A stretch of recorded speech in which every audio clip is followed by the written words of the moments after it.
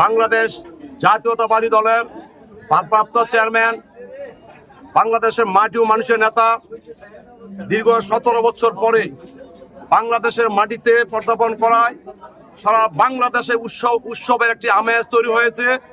সে লক্ষ্যে আমরা হামচর থানা থেকে হাজার হাজার মানুষ সেই আমাদের দীর্ঘ প্রতিজ্ঞার নেতা জনাব তারেক রহমানকে স্বাগত জানানোর জন্য আমরা হামচর থেকে ছুটে যাচ্ছি।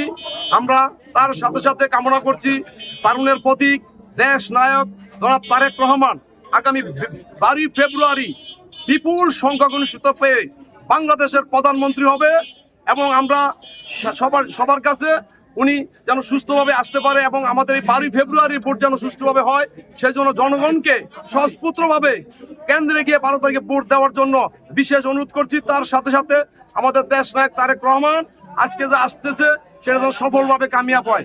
বাংলাদেশ জিন্দাবাদ, শহীদ অমর হোক। মাটি ডাকছে